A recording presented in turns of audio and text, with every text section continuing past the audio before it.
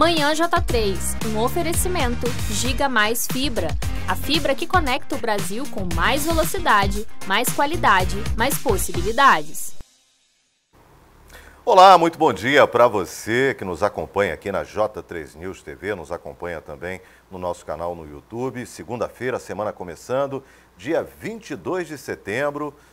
Muito obrigado por você estar conosco. E a gente vai abordar aqui que na semana passada a Câmara Federal aprovou a PEC da blindagem. Vamos debater esse tema, com a participação de especialistas aqui. Ontem aconteceram manifestações aí Brasil afora, a gente vai trazer as informações. Tem ainda o giro das notícias da região, de Campos, do Brasil e do mundo. Fique com a gente, o Manhã J3 está só começando.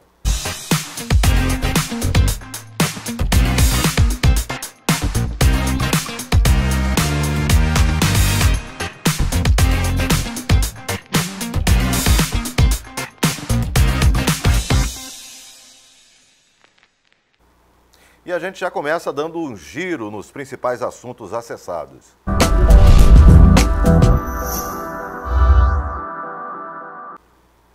O presidente Lula e outros líderes globais se reuniram hoje na sede da Organização das Nações Unidas em Nova York para discutir a situação da Palestina. A Conferência Internacional de Alto Nível para a Solução Pacífica da Questão da Palestina e a implementação da solução de 2 estados está agendada para começar às 3 da tarde, horário de Brasília, 4 horas. O encontro foi convocado pela França e Arábia Saudita. Segundo o Ministério das Relações Exteriores, o governo brasileiro espera que o momento sirva de oportunidade para que mais países reconheçam a Palestina como Estado. Ontem, os primeiros ministros do Reino Unido e também do Canadá e da Austrália reconheceram formalmente o Estado da Palestina.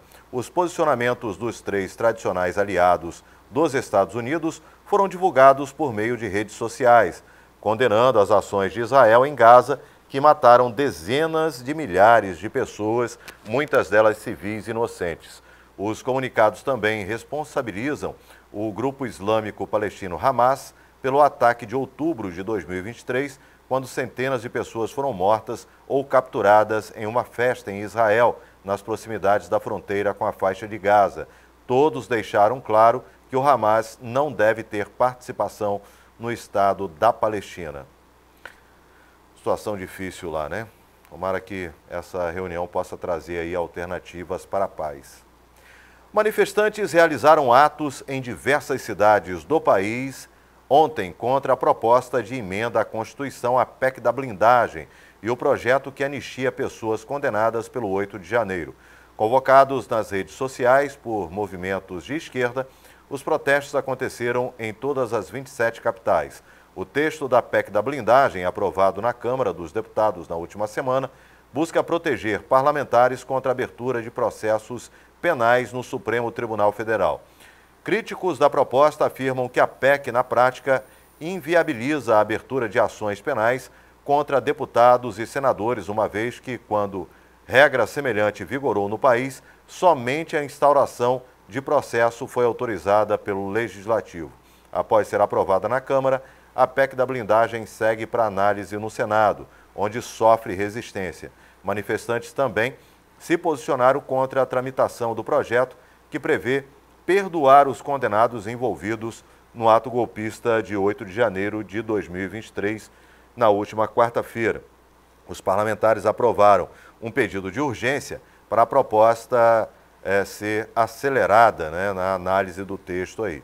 Então está aí, manifestações aí no Brasil todo. O tema da nossa entrevista de hoje é justamente essa questão da PEC da blindagem. A gente vai trazer aqui especialistas para poder abordar esse tema que está aí ganhando grande repercussão.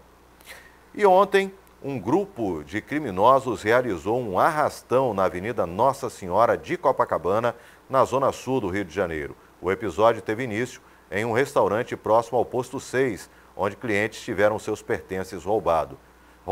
O roubo no restaurante, alguns integrantes da quadrilha arremessaram objetos no local antes de fugirem em um ônibus. Você está vendo imagens aí desses marginais em cima do ônibus. Eles aproveitaram o trânsito congestionado para expandir o arrastão, atingindo motoristas e pedestres.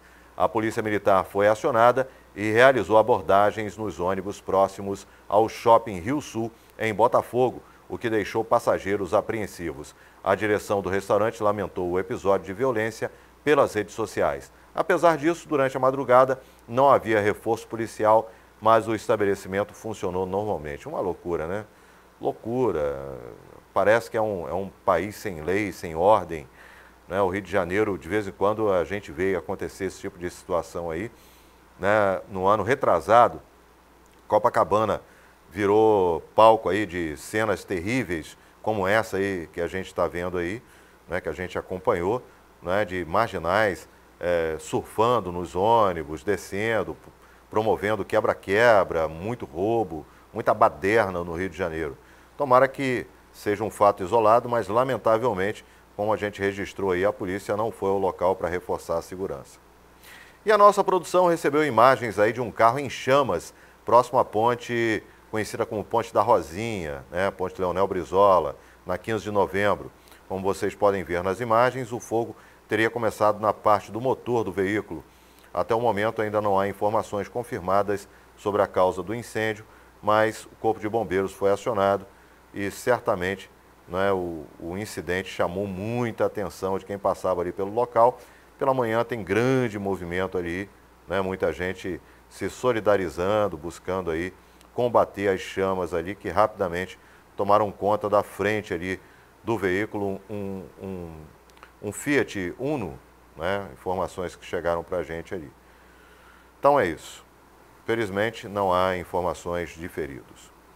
E um homem de 48 anos foi morto a tiros ontem na rua Coríntios, na Ilha dos Mineiros, em São Francisco, Itabapoana. De acordo aí com a polícia, os agentes foram acionados para averiguar uma ocorrência de homicídio. Ao chegarem ao local, encontraram a vítima caída no chão, usando um macacão laranja. Ainda de acordo com os policiais, o homem seria natural de Macaé e estaria morando na cidade há pouco tempo. Após a perícia, o corpo foi encaminhado aí para o Instituto Médico Legal. O caso foi registrado na 147ª Delegacia de Polícia em São Francisco de Itabapoana. Até o momento, a autoria e a motivação do crime ainda são desconhecidas. Então tá aí, mais violência na região, mais violência em São Francisco de Itabapoana. E uma ação rápida, né, realizada aí por policiais militares do 11º Batalhão, culminou aí com a prisão de um homem acusado de matar de forma brutal uma mulher com vários golpes de faca em Macuco, na região serrana do Rio. A vítima, identificada como Gleice, foi atacada dentro de casa no último sábado, no bairro Barreira. Ela chegou a ser socorrida e levada para o pronto-socorro do município, mas não resistiu aos ferimentos. Após o crime, o acusado fugiu para uma área de mata. Os policiais montaram um cerco e conseguiram prender, né, esse homem ainda no sábado. Segundo a polícia, ele tem passagens por outros crimes e um mandado de prisão em aberto, expedido pela Justiça do Espírito Santo. A informação foi confirmada pelo delegado titular da 154ª Delegacia de Polícia Civil de Cordeiro, Dr. Gilberto Soares. Então tá aí informações sobre a prisão desse homem, acusado aí de matar, assim, com requintes de crueldade, uma mulher nesse último final de semana.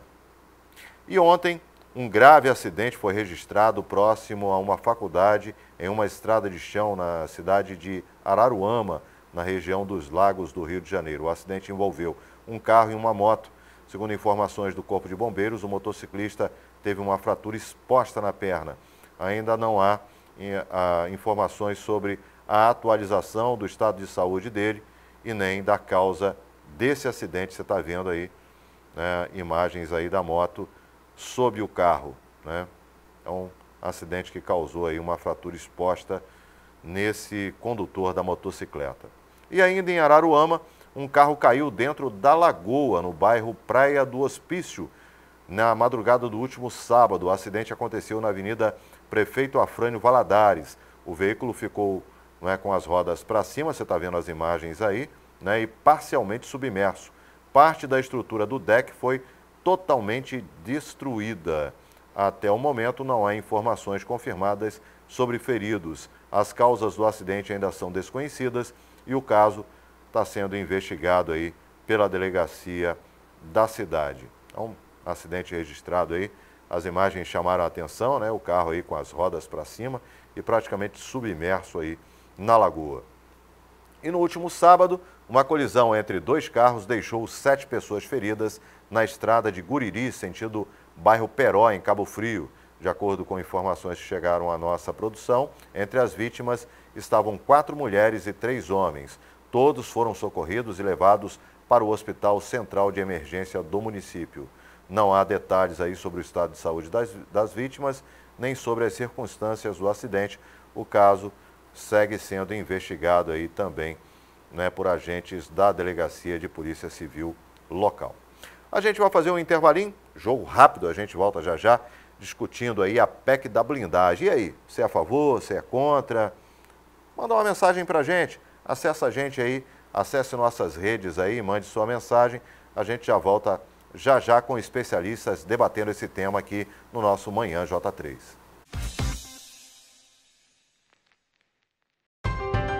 Somos mais de 300 pessoas especializadas no tratamento do câncer. Colaboradores empenhados no avanço da ciência. Somos um grupo de apoio com belas histórias de pacientes incríveis. Profissionais preocupados com a segurança da medicação. Somos muitos, mas aqui dentro somos um só. Somos por você. Oncobeda, tecnologia e saúde para um novo tempo. O Cardiobeda é a unidade do Grupo Imine especializada em cardiologia. Em salas bem equipadas, são realizados todos os testes cardiológicos, como ecocardiogramas bidimensionais, Holter 24 horas e testes de esforço, entre outros. O Cardiobeda conta também com a tomografia computadorizada 64 canais, o mais moderno equipamento que permite a avaliação da função do coração e das artérias coronárias sem método invasivo. Cardiobeda, seu coração merece o melhor. Bem-vindo ao futuro da medicina genética personalizada. Primeiro e único laboratório de genética da região. Investimos em pessoas, estrutura de ponta e inovação constante para personalizar a saúde de nossos pacientes. Aqui você pode contar com equipe referência em saúde, personalização da saúde e bem-estar com exatidão, contato ativo e com a melhor assessoria científica e muito mais. Somos Gene, somos gente, somos XY Diagnose. Essa imagem de um robô sendo usado numa cirurgia não é cena de um filme de ficção científica. Ela está acontecendo no Hospital Dr. Beda, um dos pioneiros na região no uso do sistema Da Vinci, o mais avançado mecanismo robótico da medicina em todo o mundo. Quando optamos pelo uso dessa tecnologia em nossas cirurgias, com a ajuda do robô, conseguimos oferecer ao paciente uma melhor destreza no ato cirúrgico. Sendo assim, através de pequenos orifícios, com o uso do braço robótico, conseguimos um menor dano ao paciente, uma taxa de sangramento menor, uma recuperação mais rápida no pós-operatório e um retorno mais rápido às suas atividades laborais.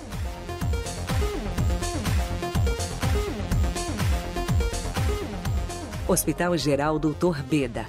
Sempre à frente do seu tempo. Somos o Centro de Tratamento Oncológico Madre Teresa de Calcutá e chegamos a Macaé para contar a sua história junto com a nossa. Fazemos parte do grupo Imine Oncologia, pioneiro no tratamento de câncer e referência há mais de 45 anos no estado. Nossa missão é cuidar de cada paciente de forma integral e personalizada. Centro Madre Teresa de Calcutá, uma nova história de vida com você. SUS, convênio e particular. Imbetiba, Macaé. Telefone 2023-0034.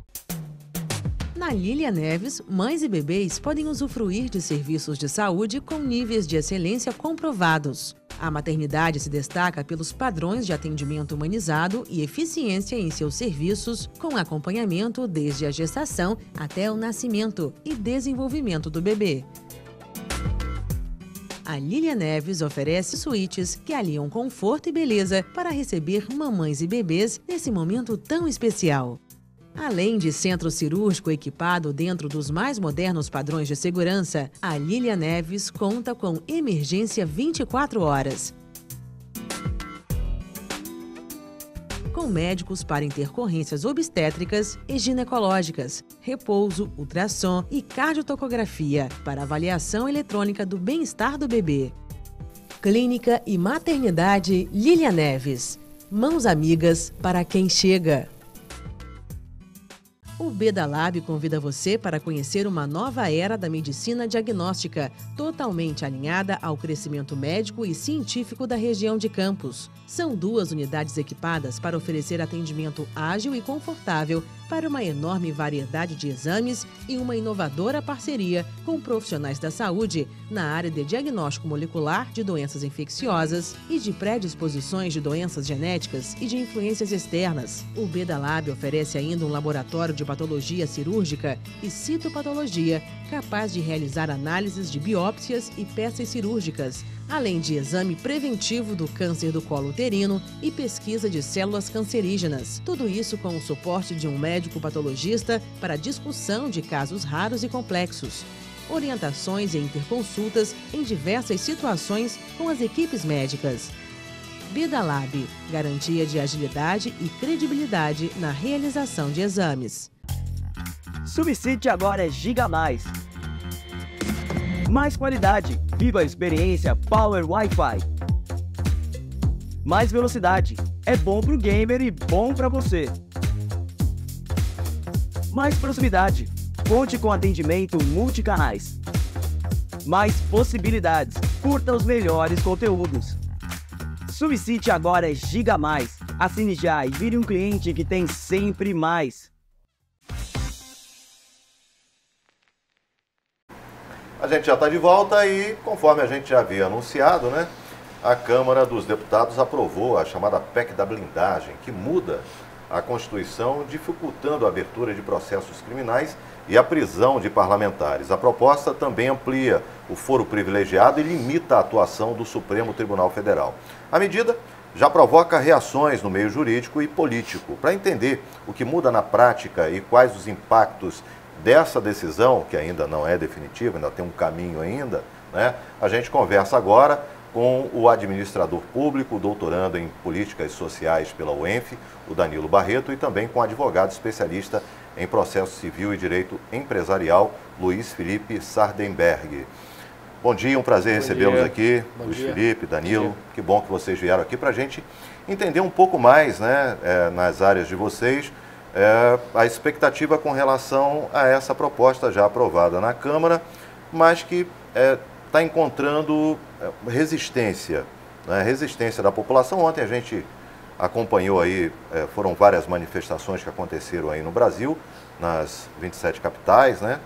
E reunindo aí um público no sentido de se manifestar contrariamente a isso.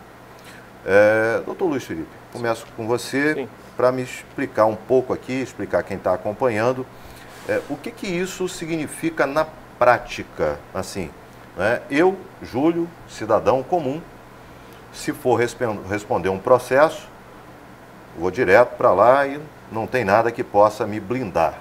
Por que esse nome PEC da blindagem? Então, se você me permite, eu acho que nós temos que contextualizar essa PEC até chegar aos cenários de hoje. Ela foi uma PEC de 2021, que foi escrita no cenário da época da prisão do deputado Daniel da Silveira. Muito se criticava que ele tinha sido preso por questões de opinião, e a opinião para o deputado federal e para o senador, ele tem imunidade nesse sentido. Escreveu-se esse texto, no qual, em resumo, ele retornava as prerrogativas que existiam à época da Constituição de 1988, que ela foi mudada posteriormente numa PEC que culminou no texto que nós temos hoje. Diante daquele cenário político, os deputados viram a necessidade de restaurar alguns prerrogativos que eles tinham que foram modificadas. Se estendeu, veio-se em 2024, no qual Ramagem, deputado federal, foi instaurado um processo criminal contra ele no âmbito da Lava Jato, Lava Jato de 8 de janeiro. E naquela oportunidade a Câmara, em voto pela maioria, decidiu para que trancasse e suspendesse o processo criminal contra ele, uma vez que a Constituição assim prevê esse poder à Câmara. O Alexandre de Moraes, numa interpretação conforme a Constituição, entendeu o seguinte, não, os crimes que foram cometidos após eles ter sido empossado deputado federal, estão suspensos. Os cometidos antes não, e prosseguiu com o processo, então ele foi condenado em parte dos crimes, a outra parte ainda está suspensa por ser parlamentar. Diante desse cenário, eles nomearam um novo relator, ajustaram o texto, incluíram a grande discussão que é estender essa prerrogativa para os líderes partidários com representatividade na Câmara, adequaram o texto, fizeram uma certa manobra para encurtar o período de votação, para não correr o risco dela perder força durante as duas votações, e deram andamento. Mas, resumidamente, o que a PEC faz? Ela blinda o deputado no cargo de ser processado por crimes decorrentes do seu cargo público. A própria PEC, ela excepcionaliza a questão dos crimes inafiançáveis, que são crimes hediondos, crimes de racismo, crimes de tortura. Esses crimes eles poderão ser processados, mas os crimes decorrentes das imunidades decorrentes da fala, opinião e voto, esses crimes precisariam da aprovação da Câmara ou do Senado para que o processo fosse instaurado. Não sendo aprovado, o prazo prescricional, que nada mais é o tempo de processo que tem para alguém ser processado e condenado, e que se não for nesse lapso de tempo prescreve, não pode mais ser processado, esse prazo fica suspenso até que esse deputado ou senador ou deputado estadual, porque isso está sendo trazido por âmbito dos estados. Também para a LERJ. Fica suspenso. Porque cria uma prerrogativa, né? Como se fosse uma defesa para o parlamentar poder expressar a sua opinião e o voto que nós, população, otorgamos a ele. Gera uma certa proteção que nós não temos, mas também eles têm um encargo que nós também não detemos. Então, uma opinião minha agora, eu reconheço que os maus políticos vão se utilizar dessa prerrogativa para o mal. Mas aqueles que nós elegemos vão se defender através dessa PEC de eventuais retaliações de opiniões deles ou de votos deles. Ok. Agora eu vou perguntar a você, Danilo, com relação à sua opinião no que diz respeito a uma análise enquanto membro da academia, da sociedade. É um retrocesso? Vamos lá, Júlio. Eu gostei bastante da retrospectiva que o Luiz Felipe trouxe pra gente. É Luiz Felipe, né? Isso. Quase que eu acabei me equivocando aqui. Isso que o Luiz Felipe trouxe pra gente, porque é importante a gente entender todo esse contexto, né? E entender que as políticas elas são feitas dentro de uma arena, com diversos atores, cada um com seu interesse, cada um buscando as suas motivações, né? E por mais que tenha algumas pressões populares, né? A boa parte das decisões elas são tomadas baseadas nos interesses de grupos, às vezes de atores específicos. Isso é essencial para a gente entender a que ponto a gente chegou, né? O porquê que essa PEC foi para votação, quais foram os motivos, quais foram os excessos entre os poderes, e aí eu chamo a atenção para a gente compreender, né, o sistema de freios e contrapesos da democracia brasileira. O principal foco do sistema de freios e contrapesos é exatamente fazer com que os poderes, executivo, judiciário e legislativo, eles funcionem de forma harmônica e independentes, né? Então, de certa forma, é preciso manter mecanismos que façam que os poderes eles se restringam e, ao mesmo tempo, trabalhem entre si. Entender toda essa dinâmica é importante para a gente chegar na PEC, que alguns chamam de PEC das prerrogativas e outros chamam da PEC das blindagens, né? O ponto principal, e a minha opinião, assim, de forma muito clara, eu sempre fui um defensor da transparência, dos princípios da administração pública, e agora não vai ser diferente. O problema é que está tentando se combater excesso com excesso também, né? E como o Luiz Felipe bem observou, existem peças na política que vão acabar se aproveitando de forma abusiva de toda essa prerrogativa que está sendo trabalhada, que, como o Luiz Felipe também bem observou, é o retorno de algo que já tinha sido estabelecido lá em 88 e alterado em 2001. Para quem defende, é uma forma de manter a liberdade de opinião, a liberdade de expressão, né, contra os excessos do STF, por exemplo. E para quem é contra, é uma PEC que estimula a impunidade, que vai gerar aumento de ações que não respeitam o dinheiro público, que não respeitam a transparência. Um dos principais pontos que eu anotei aqui também para trazer para a gente, que eu acho que talvez seja até os próximos pontos de discussão, é a respeito do voto secreto, né, exatamente para autorizar esse processo criminal na Câmara, através da PEC, que fere o princípio da transparência e acaba, por consequência, ferindo também o princípio da isonomia. Então, o partido que eu pertenço hoje votou em totalidade contra a PEC e eu acompanho o pensamento dos deputados. Eu acho que é uma PEC que combate excesso com excesso e isso é prejudicial demais para a democracia brasileira. E aí, me lembrei agora de um caso recente, de um deputado estadual do Rio de Janeiro que foi preso numa operação policial, né, que é o TH Joias. Né? E aí eu pergunto ao doutor Luiz Felipe, numa situação como essa, ele poderia ser preso? Segundo a PEC, ele é preso, mas a prisão dele imediatamente é comunicado à Câmara Legislativa a qual ele pertence, para ela definir se mantém a prisão ou não. Mas esse crime que ele cometeu é um crime que não é associado, não é decorrente do cargo de deputado. Então, nessa hipótese específica, o processo prosseguiria normalmente. Nós tivemos hoje... Mas a Justiça precisaria de um ok do ok para manter a prisão, mas para o processo não. Porque não é um crime decorrente do cargo dele. A PEC, ela vem proteger o cargo e as atividades decorrentes do cargo, que é fala, pensamento e voto. Certo. E o que for fora dessa situação... Recentemente nós tivemos uma condenação de um senador num processo criminal e civil. Saiu a decisão tem poucas semanas. E isso foi uma condenação decorrente de algo extra ao cargo dele de senador. O processo seguiu normalmente e ele foi condenado. Agora, decorrente do cargo, como aconteceu, um exemplo trazendo para quem está acontecendo hoje, é 8 de janeiro, parte dos crimes do Ramagem foram suspensos pela Câmara porque eram após o cargo e decorrente do cargo.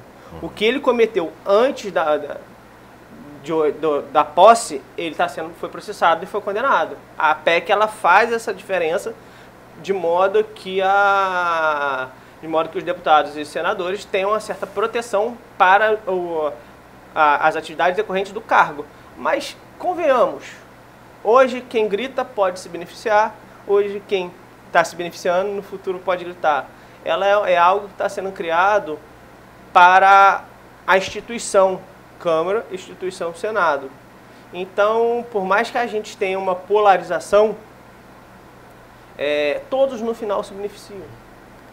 Então, a preocupação, acredito, de uma parcela da população é justamente com o tamanho que isso pode gerar, né, a nível de sociedade. Porque hoje está sendo discutido na Câmara, vai para o Senado precisa aprovar. Há vozes divergentes no Senado, há uma rejeição a princípio, né, do Senado. Mas a gente tem que esperar para a votação para entender melhor isso. Mas, por outro lado, há uma movimentação na Alerj, vamos falar aqui do Estado do Rio de Janeiro, para que isso também beneficie os deputados estaduais. Então, no âmbito da sociedade, meio que os excessos, você estava falando em excessos, me parece que o STF anda cometendo alguns excessos, não é? E o judiciário está interferindo na questão política. Isso a gente já vem acompanhando já há algum tempo. E isso acaba movimentando a classe política a também buscar essa blindagem. Como é que você vê esse desequilíbrio? É importante a gente falar disso, que não se trata de uma PEC, né, que é inteiramente defendida pela direita ou pela esquerda, como bem observou o Luiz Felipe. Apesar de ter sido pauta das manifestações do último domingo, né, de ontem, em todo o Brasil, E a esquerda ganhou fôlego com essa discussão, né? Apesar de ter tido a totalidade do PL aprovando a PEC, né, votando a favor da PEC, a gente teve deputados tanto de esquerda, tanto do PT, quanto do PSOL. Na verdade, o PSOL votou em totalidade contra, né? Mas a gente teve 12 deputados do PT votando a favor, a totalidade do PL, então o Centrão em peso votando a favor da PEC. Então é algo que está acima dessa questão da polarização política e é mais uma questão de defesa institucional. A maior discussão é até que ponto a PEC é para gerar uma segurança para as pessoas que estão ocupando um cargo que a gente sabe que envolve muitos interesses, né, e acaba gerando conflitos que naturalmente não seriam gerados nas vidas de pessoas comuns, né, e até que ponto é uma PEC que está sendo levada adiante como forma de proteção e exatamente para a corrupção, para a impunidade no meio do legislativo brasileiro. Principalmente depois de algumas pressões do ministro Flávio Dino também, fiscalizando algumas emendas, emenda PIX, né, algumas emendas que foram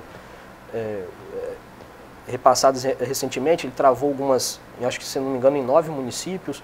Então começou-se a gerar essa discussão de até que ponto o STF pode interferir nas questões do legislativo, e o legislativo está se blindando, né? São formas de manter um equilíbrio, e aí algumas pessoas chamam de retrocesso e outras pessoas chamam de equilíbrio. Na minha opinião, como a PEC já surge com, por exemplo, a questão do voto em sigilo, né, que alguns defendem como uma forma de liberdade de expressão, de manter a liberdade de expressão, de manter a liberdade do voto dos parlamentares, eu já vejo com outros olhos. Eu acho que o parlamentar está lá a partir das nossas escolhas, eles são bancados com os nossos recursos, com os recursos dos impostos que nós pagamos. Então, não tem condições de a gente estar bancando o parlamentar para ele fazer o que ele quiser, e a gente não tem maneira nenhuma de cobrar, de ter a transparência devida no processo, para que a gente olhe para o cara que a gente votou e fale assim: não, você está votando de acordo com o que eu penso. Não, a partir de agora eu não voto mais em você porque você é a favor de pautas que eu já não acredito.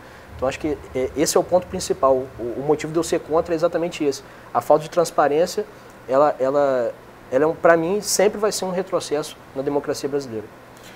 Ainda falando sobre a questão da legalidade, né? A questão dessa PEC. Ela passa a ser legal por quê, doutor? Porque muito se discute a questão da constitucionalidade, da legalidade. E a questão ela é uma proposta de emenda à Constituição. Ela altera o texto da Constituição. Então, para a gente entender que essa PEC é inconstitucional, eu teria que estar dizendo que ela fere alguma cláusula pétrea da Constituição. Aí esse texto poderia ser considerado inconstitucional. Mas a interpretação é interpretação. Cada ministro vai ter cada juízo vai ter outro. Mas, uma vez aprovada, pode-se discutir a questão do trâmite que foi acelerado, da manobra que foi feita para ela não desidratar ao longo da votação. Agora, uma vez aprovada e promulgada pelo presidente, ela vai ser incorporada no texto da Constituição. E aí passa a ser legal. Passa a ser legal. Vai ser passível de discussão, vão levar esse tema ao STF para ver se juridicamente vão tentar derrubar essa emenda da Constituição. Mas, a princípio, se ela aprovar, ela vai estar sendo válida. Agora, assim, a gente trouxe aqui o caso do TH Joias, né, que ganhou uma grande repercussão. TH Joias é acusado de associação ao tráfico, de comercializar bazuca antidrone para as ações da polícia, né? Sim. E, assim, outros crimes lá. Esse parlamentar, ele hoje ainda continua sendo parlamentar, mas ele teria que ir para ser julgado lá pela Comissão de Ética e até poderia perder, né, o seu cargo. Em situações como essa, mesmo apesar da PEC, da blindagem, caso ela venha a ser aprovada, é possível que alguns percam o mandato também e aí vão responder direto, né? Sim, sim. O que aconteceu naquele caso daquela deputada deputado federal que matou o marido, o pastor? Flor de Lis. Flor de Lis. Ela, enquanto estava no cargo, o processo estava suspenso. Ela foi cassada, o processo criminal tramitou. Então, foi retirada essa prerrogativa dela. Provavelmente é o que vai acontecer com esse deputado estadual. Eu não acredito que a Casa Legislativa Estadual vai votar para suspender o processo dele. Ainda mais que é um processo fora o cargo de deputado. E até porque, se a gente considerar o texto da PEC, ele não estaria abrangido por essas prerrogativas, porque é tráfico de drogas e ele dependendo dos crimes que está sendo incorporados, é inafiançável, e crime inafiançável não se abrange a essas prerrogativas que estão sendo estabelecidas na PEC. Aí, Danilo, você imagina se essa proposta passa, vai para o Senado, vem para a LERJ e vem para a Câmara de Vereadores? O Senado tem uma missão muito importante, na minha opinião, que é de travar esse corporativismo, porque, voltando à questão da transparência, existe uma agenda governamental, né, que é de fato como os atores políticos que estão presentes, que estão ocupando os espaços, eles estão direcionando os recursos públicos, para onde vai, o que vai ser feito, qual é a área que vai ter mais atenção. E essa agenda governamental ela é extremamente influenciável pela pressão popular e pela agenda midiática. Agora, se você tem deputados que estão, que num caso desse, de abertura de um processo criminal, eles vão ter que, partir para uma votação para saber se um colega vai ser processado ou não, né, e ainda de forma sigilosa, você perde todo esse mecanismo de pressão popular e de pressão da mídia também. E aí o cara faz o que ele quiser, né? E aí por isso as críticas são tão duras nesse sentido, porque qual é a probabilidade de algum parlamentar ser processado criminalmente, né, considerando que o parlamentar que vai decidir isso, ele não vai sofrer pressão popular nem a pressão da mídia de maneira alguma, porque o voto está sendo secreto. Então, acho que esse é o ponto central do porquê eu sou contra a PEC das blindagens, né? Isso, de novo, não tem nada a ver com ser de direita ou ser de esquerda, tem a ver com valorizar os princípios da administração pública, valorizar a nossa Constituição, manter a democracia forte, e o efeito cascata que você está abordando é exatamente acho que um ponto prejudicial demais para a democracia, né? Porque você imagina se isso começa a vir para o município, né? E aí a bagunça que vai virar a política brasileira. Então, aí a gente tem aqui, por exemplo, na Câmara de Vereadores, a gente tem um vereador que responde a um processo criminal, né, que leva à questão de associação com traficante, e assim, são questões que elas vão de encontro ao interesse público, né? São contrárias à opinião das pessoas. E aí eu fico preocupado se essa onda de blindagem ela tomar uma proporção em cascata e chegar até, por exemplo, as câmaras. Por que as câmaras? Porque as câmaras são os representantes diretos da população, né? Se a gente olhar num cenário geral, o mais próximo do cidadão é o vereador, né? E aí eu realmente fico um pouco preocupado se for aprovado e esse efeito cascata vier, né? Porque aí fala assim, mas o político é isso, é aquilo, mas o político, ele sai da sociedade para ir lá. Ele é um indivíduo da sociedade. Se você tem um problema na sociedade, ele se reflete também no político. E aí, quando a gente blinda esse político, é a preocupação. Então, o texto da PEC hoje, ela estende esses efeitos, essas prerrogativas... Só para o Senado. Câmara dos Deputados, Senado e para a LERJ, para os deputados estaduais. Ela não automaticamente estende esses efeitos para os vereadores. Mas eu não duvido... É uma prerrogativa que vai ficar aberta. Eu não duvido que futuramente vão tentar fazer uma interpretação de modo a estender esse direito aos vereadores. Sendo que o tema está em debate, a opinião pública está em cima, a população está protestando. Eu acho que nós estamos no melhor cenário para se debater melhor o tema. Talvez... Até ajustar, né, se for o caso. Ela é passível de ajuste. O texto veio da Câmara e foi para o Senado. No Senado ele vai ter que ser discutido, ele vai ter que ser debatido, ele pode ser modificado.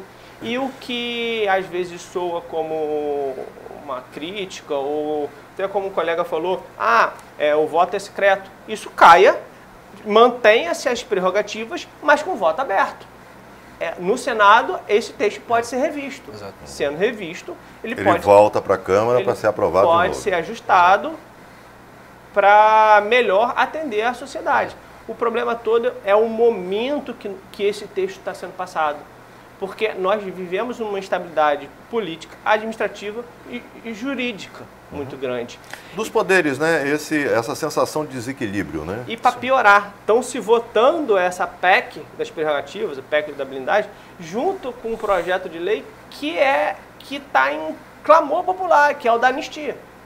Então, quando você traz dois temas muito relevantes, muito polêmicos. Muito polêmicos, num momento de instabilidade e segurança muito grande, isso é muito ruim.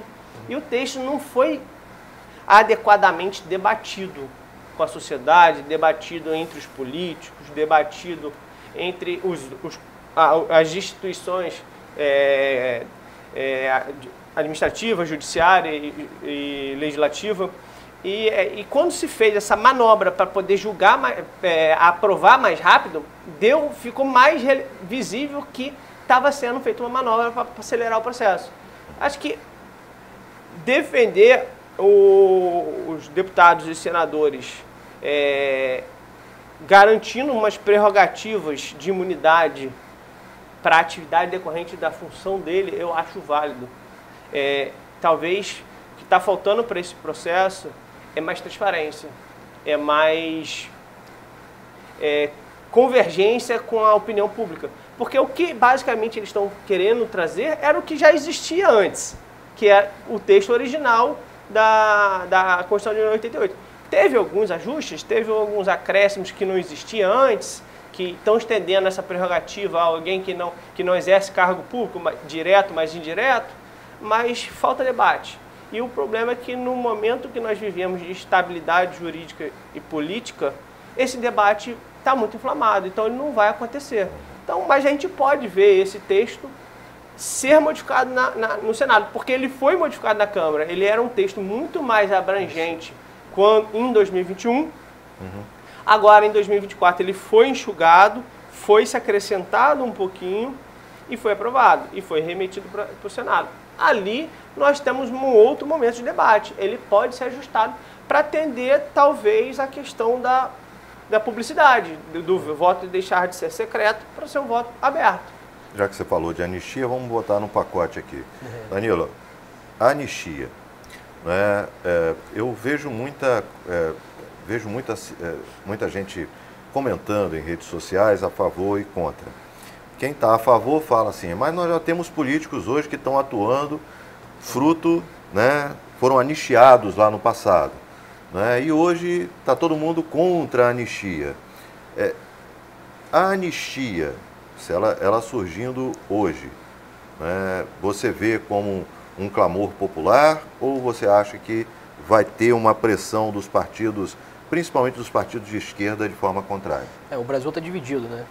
Ontem, nas manifestações, a gente viu o povo nas ruas contra a anistia. E no dia 7 de setembro, a gente viu o povo na rua a favor da anistia. Eu acredito que assim, o principal argumento hoje da direita é que existem muitos políticos, muitos atores políticos ocupando cargos hoje que já foram anistiados no passado, né, e por crimes muito piores do que a baderna que aconteceu no dia 8 de janeiro. E eu acho que o caminho não é você perdoar a baderna que aconteceu. Eu acho que tem que haver uma revisão das penas, olhar para cada caso. Das penas, né? Exatamente, olhar para cada caso, né? Não dá para você julgar todo mundo da mesma maneira.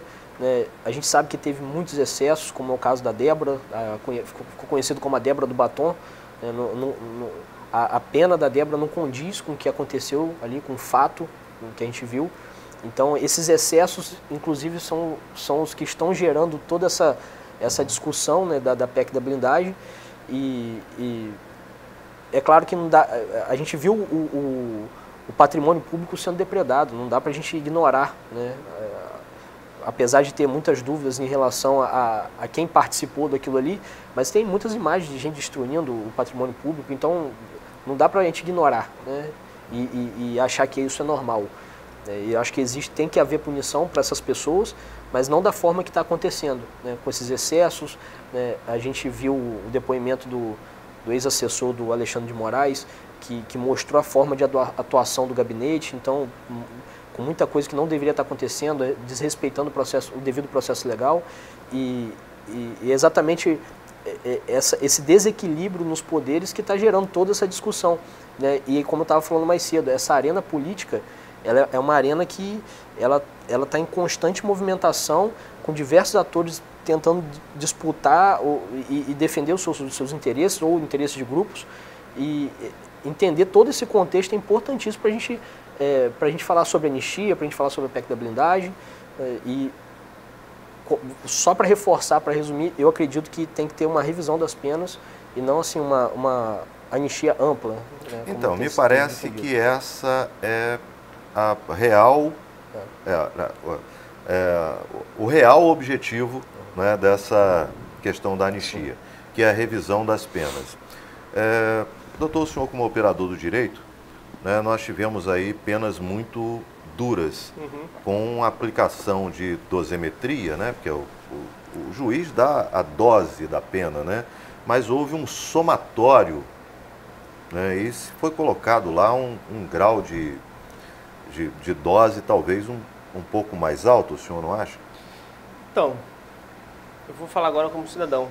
Quando a gente vê num cenário no qual políticos desviam milhões de reais, bilhões de reais, e hoje estão presos em coberturas, em mansões, e você pega caso que o colega citou, uma pessoa comum que escreveu de batom numa estátua ser condenada a 17 anos, você vê que uma desigualdade muito grande.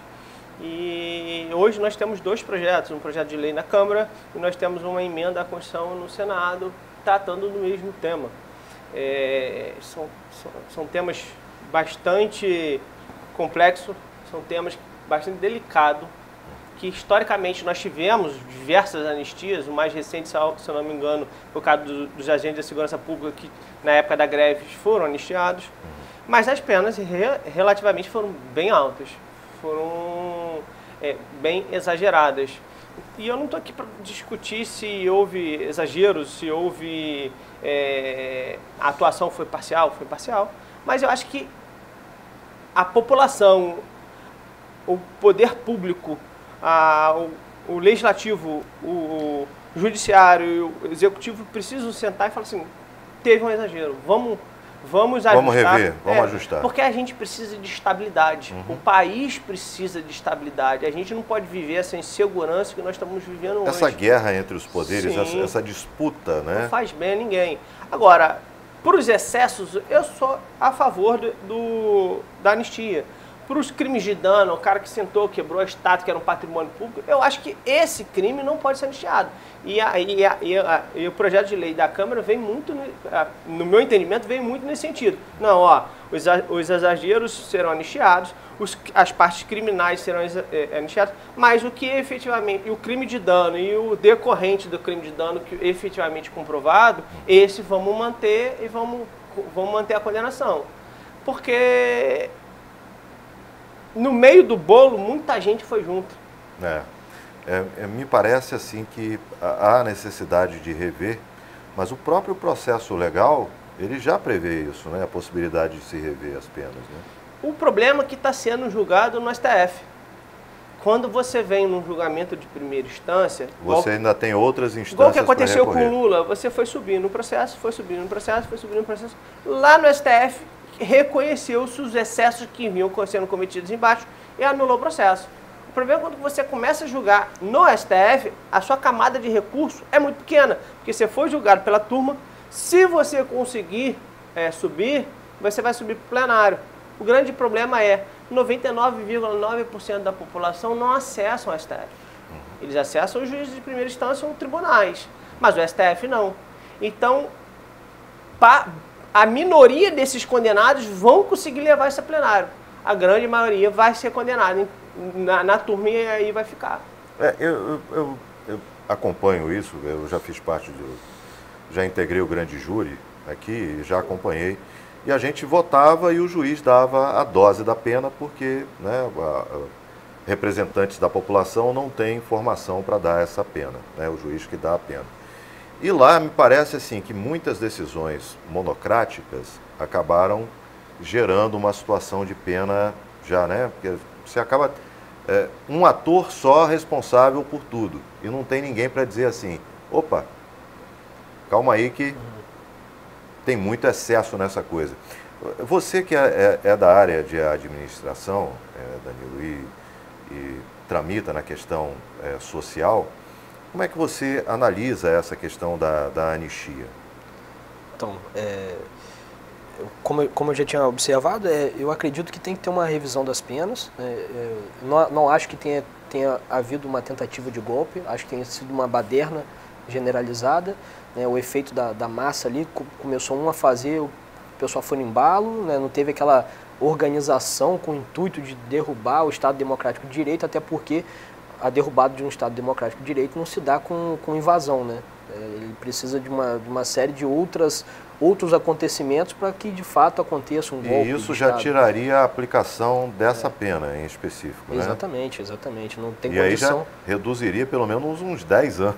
Exatamente. E fala-se golpe de Estado. A questão é que já havia se instituído um novo governo. Porque se houvesse algum golpe, teria que acontecer antes da virada do ano ou antes da posse do atual presidente. Já estava na posse, já tinha acontecido, e aí se instaurou aquela baderna. Eu acho que foi mais um efeito manada, inflamada pelos políticos, e que se culminou nessa infelicidade para a história do Brasil. Eu acho que isso foi um exagero por parte de quem o praticou. Eu acho que foi um erro, um equívoco por quem inflamou esses atos, mas os excessos por todas as partes precisam ser corrigidos. E eu acho que a PEC vem a PEC do Senado e o projeto de lei na Câmara vem nesse sentido. Mas volto a dizer, é um tema que precisa ser debatido, é um tema que precisa ter, eventualmente, se for possível, uma consulta popular. Precisa ser melhor estudado para poder separar o joio do trigo no sentido de que aonde estão os excessos e aonde estão os verdadeiros culpados e punir os verdadeiros culpados e corrigir os excessos para quem, em tese, está sofrendo uma penalidade demasiadamente acima do normal. É difícil até falar, né, porque a gente fica com medo de entrar nas conspirações que a gente vê nas redes sociais, né, e não ficar nos fatos. Às vezes a população, a sociedade está construindo muito a opinião baseado na rede social, e na rede social tem um perigo gigante, né, porque ali você não sabe qual é a fonte, você não sabe a intenção da pessoa que está produzindo aquele conteúdo, né, e é difícil a gente ter uma análise muito robusta exatamente por isso. Acho que os excessos existiram e a gente precisa identificar, a discussão é essa, identificar esses excessos e voltar, revisar tudo isso que aconteceu para que a gente não tenha mais um episódio apenas manchado da história, né? Que a gente consiga pelo menos resolver uma parte dessa mancha, dessa situação toda que aconteceu, que não é boa para o Brasil, não é boa para ninguém, né? A democracia no Brasil ela é muito jovem ainda, né? E, obviamente, ela vai precisar muito da atuação da população para estabelecer, mas precisa também da atuação dos poderes, né? Porque sem equilíbrio entre os poderes, a gente vai ficar nessa guerra aí sem fim. Bem, gente, gostaria de agradecer a participação de vocês, né? Acho que a gente conseguiu aí dar uma visão mais geral, né, da proposta. A gente vai ficar acompanhando agora a questão na Câmara, né, para ver se no Senado, para ver se o Senado vai optar, né, por promover alterações e colocar em votação, ou se vai derrubar, né? A gente vai ficar acompanhando aí de perto. E com relação a PEC da anistia, a gente vai ter que esperar, né, para ver também, mas me parece que há, né, uma corrente mais tênue para se trabalhar, né, entre os partidos de esquerda e de direita, no entendimento de que não anistiar, mas sim rever. E aí pode ser que a gente consiga um equilíbrio aí que a gente tanto está precisando, né? Exato. Obrigado, gente. Agradeço o espaço. A gente vai para o intervalo rapidinho e volta já já com a sequência do nosso Manhã J3. A semana só está começando.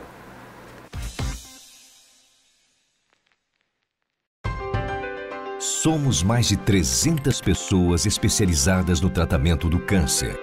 Colaboradores empenhados no avanço da ciência. Somos um grupo de apoio com belas histórias de pacientes incríveis. Profissionais preocupados com a segurança da medicação. Somos muitos, mas aqui dentro somos um só. Somos por você. Oncobeda. Tecnologia e saúde para um novo tempo.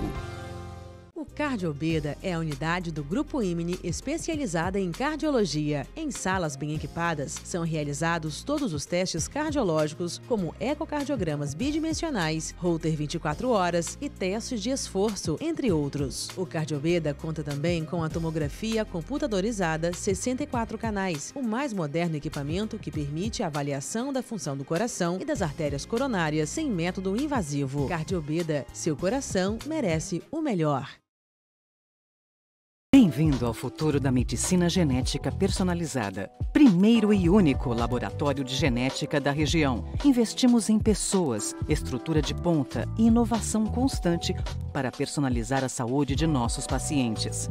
Aqui você pode contar com equipe referência em saúde, personalização da saúde e bem-estar com exatidão, contato ativo e com a melhor assessoria científica e muito mais. Somos Gene, somos gente, somos XY Diagnose. Essa imagem de um robô sendo usado numa cirurgia não é cena de um filme de ficção científica. Ela está acontecendo no Hospital Dr. Beda, um dos pioneiros na região no uso do sistema Da Vinci, o mais avançado mecanismo robótico da medicina em todo o mundo. Quando optamos pelo uso dessa tecnologia em nossas cirurgias, com a ajuda do robô, conseguimos oferecer ao paciente uma melhor destreza no ato cirúrgico. Sendo assim, através de pequenos orifícios, com o uso do braço robótico, conseguimos um menor dano ao paciente, uma taxa de sangramento menor, uma recuperação mais rápida no pós-operatório e um retorno mais rápido às suas atividades laborais.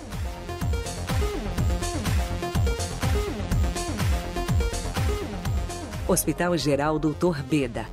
Sempre à frente do seu tempo. Somos o Centro de Tratamento Oncológico Madre Teresa de Calcutá e chegamos a Macaé para contar a sua história junto com a nossa. Fazemos parte do grupo IMNI Oncologia, pioneiro no tratamento de câncer e referência há mais de 45 anos no estado. Nossa missão é cuidar de cada paciente de forma integral e personalizada. Centro Madre Teresa de Calcutá, uma nova história de vida com você. SUS, convênio e particular. Imbetiba, Macaé. Telefone 2023-0034. Na Lília Neves, mães e bebês podem usufruir de serviços de saúde com níveis de excelência comprovados. A maternidade se destaca pelos padrões de atendimento humanizado e eficiência em seus serviços, com acompanhamento desde a gestação até o nascimento e desenvolvimento do bebê. A Lília Neves oferece suítes que aliam conforto e beleza para receber mamães e bebês nesse momento tão especial. Além de centro cirúrgico equipado dentro dos mais modernos padrões de segurança, a Lília Neves conta com emergência 24 horas. Com médicos para intercorrências obstétricas e ginecológicas, repouso, ultrassom e cardiotocografia para avaliação eletrônica do bem-estar do bebê.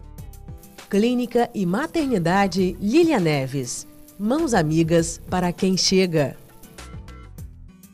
O Beda Lab convida você para conhecer uma nova era da medicina diagnóstica, totalmente alinhada ao crescimento médico e científico da região de Campos. São 2 unidades equipadas para oferecer atendimento ágil e confortável para uma enorme variedade de exames e uma inovadora parceria com profissionais da saúde na área de diagnóstico molecular de doenças infecciosas e de predisposições de doenças genéticas e de influências externas. O Beda Lab oferece ainda um laboratório de patologia cirúrgica e citopatologia capaz de realizar análises de biópsias e peças cirúrgicas, além de exame preventivo do câncer do colo uterino e pesquisa de células cancerígenas. Tudo isso com o suporte de um médico patologista para discussão de casos raros e complexos.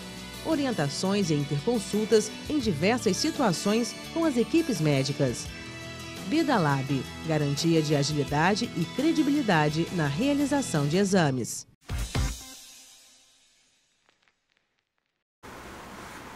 A gente já está de volta aqui com muita informação para você. Manhã J3 nessa segunda-feira, e a gente traz agora o destaque que a macaca prego, que perdeu o movimento das pernas ao ser baleada na Gávea, na Zona Sul, morreu após mais de 10 dias internada no Instituto Vida Livre. A informação foi divulgada ontem. Segundo a instituição, a macaquinha, batizada carinhosamente de Maria, não resistiu ao procedimento anestésico. Durante a cirurgia, os veterinários descobriram que o disparo que atingiu era de chumbinho.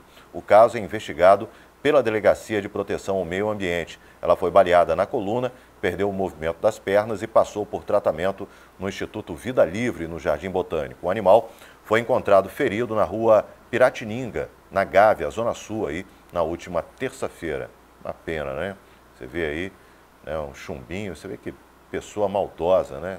Atirar numa macaquinha, sinceramente, terrível a gente ver esse tipo de coisa, infelizmente, né? Essa situação, né, ganhou grande repercussão nas redes sociais. E foi realizada no Hospital Dr. Beda uma cirurgia de reconstrução utilizando o método de filtragem de gordura ainda pouco utilizado no Brasil. A doutora Maria Najimi, referência na região, conversou com a equipe do J3 sobre saúde das mamas.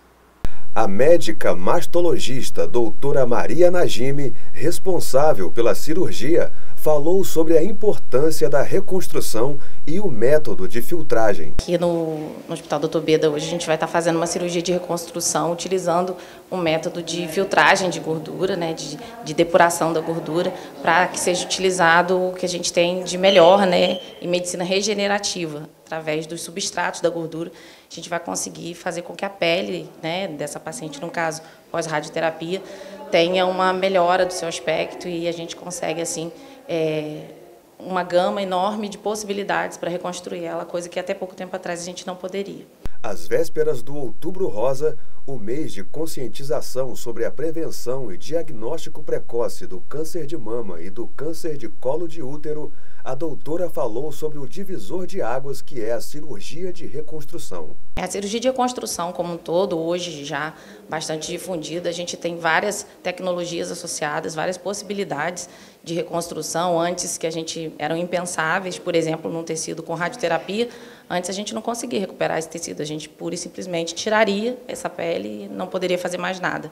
Então, a cirurgia de reconstrução ela é um divisor de águas nessas pacientes, faz com que, em alguns casos, elas, inclusive, voltem à sua função social, melhore a qualidade de vida. Eu acho que tem tudo para vir para acrescentar, né? Porque muito se fala do diagnóstico, tratamento, mas na hora da sobrevida relacionada a essas pacientes com câncer, a gente tem realmente uma dificuldade e a reconstrução ela vem aí corroborar para que essa sobrevida seja cada vez melhor. A doutora Najimi falou ainda sobre as várias tecnologias para o tratamento, pouco utilizadas no Brasil. Hoje a gente tem várias tecnologias para estar fazendo esse tratamento das células da gordura. A gente chama lipoenxertia, e essa lipoenxertia hoje ela é feita com diversas técnicas, depurando e fazendo com que essa gordura fique cada vez mais rica em fatores de crescimento, em células-tronco, fazendo com que esse tecido melhore o seu trofismo, fique com um aspecto melhor, e a fibrose que a gente tem, a temida fibrose pós-radioterapia, a gente consegue uma melhora significativa utilizando essa tecnologia que a gente vai estar utilizando hoje. Beleza, doutora Maria Najime, é fera, né? Já participou algumas vezes conosco aqui e sempre trazendo informações importantes para a gente, né, desse investimento em tecnologia, em mão de obra qualificada, né, do Grupo IMNE. O programa Morar com Saúde, desenvolvido pela Prefeitura de Campos por meio da Secretaria de Governo, esteve nesse final de semana, no sábado, nas casas populares do bairro Esplanada. A ação reuniu serviços médicos, sociais e de cidadania, atuando diretamente para desafogar o Sistema Único de Saúde. Em 3 anos foram 20 edições e cerca de 40 mil pessoas atendidas. O programa acontece exclusivamente em conjuntos habitacionais. O evento reuniu 180 profissionais de diversas secretarias municipais, além de 18 parceiros, como representantes da empresa Vital, que atuaram na limpeza pública, da concessionária Águas do Paraíba, que promoveu esgotamento de fossas e fez distribuição de água potável, né? E o prefeito Vladimir Garotinho destacou aí que a iniciativa não se limita a levar atendimento imediato, mas tem como objetivo ampliar a cobertura da estratégia de saúde da família.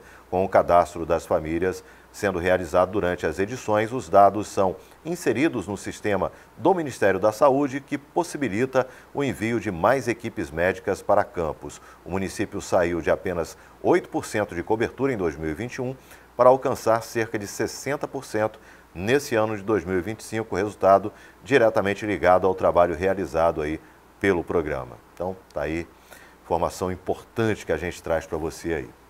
E os ventos fortes que causaram estragos em cerca de 40 imóveis em Barra Bonita, no oeste de Santa Catarina, foram decorrentes de um tornado, confirmou aí a Secretaria de Estado de Proteção e Defesa Civil. Uma casa foi parar em cima de um carro após ser arrancada pela força das rajadas, né? A foto aí que a gente está mostrando aí, né? O veículo passou a sustentar totalmente a residência de madeira e um dos lados dela. O temporal, com queda de granizo, ocorreu no sábado. A Defesa Civil de Barra Bonita estima que o vento tenha ultrapassado 80 km por hora nas áreas mais afetadas. O município avalia se vai decretar estado de emergência. As instabilidades avançaram pela fronteira com a Argentina e ganharam intensidade próximo às cidades vizinhas de São Miguel do Oeste e Barra Bonita. Nesses municípios houve queda, né, chuva de granizo e danos por conta aí da passagem desse tornado, conforme a Secretaria de Estado de Proteção e Defesa Civil informou. O fenômeno foi confirmado a partir da análise de ocorrências relatadas e de imagens de drone, onde foi possível observar um caminho com telhas parcialmente destruídas e árvores tombadas, características condizentes com tempestades severas associadas a tornados. E a gente tem aí, né, uma previsão de vento forte ainda, né, até amanhã aqui na região, e para amanhã tem previsão de queda brusca de temperatura. Mas a gente já mostra para você aqui a previsão para hoje.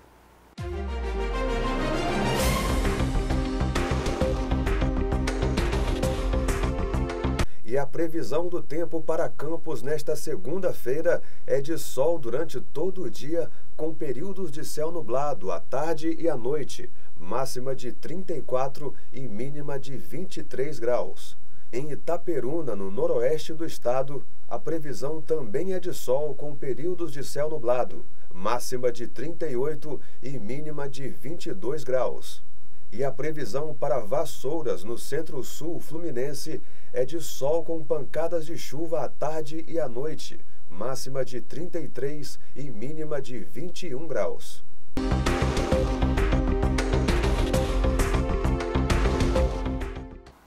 E está na hora do esporte aqui no Manhã J3.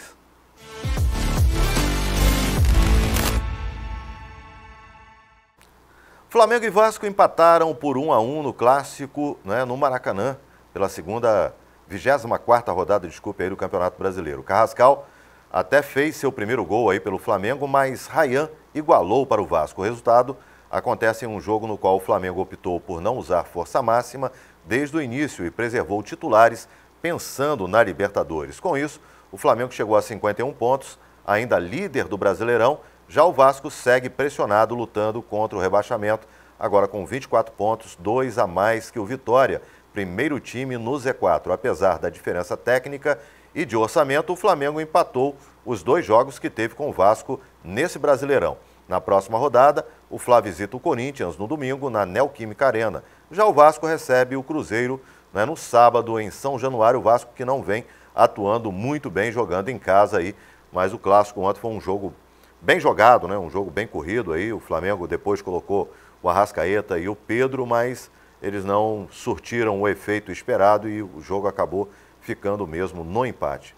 Mesmo com 1 a menos durante todo o segundo tempo, o Botafogo contou com um sábado iluminado de sua dupla estrangeira para vencer o Atlético Mineiro por 1 a 0 em jogo válido pela 24ª rodada do Brasileiro. O gol da vitória do Glorioso no Nilton Santos veio no segundo tempo em uma cabeçada do uruguaio Santiago Rodrigues, após cruzamento do argentino Montoro.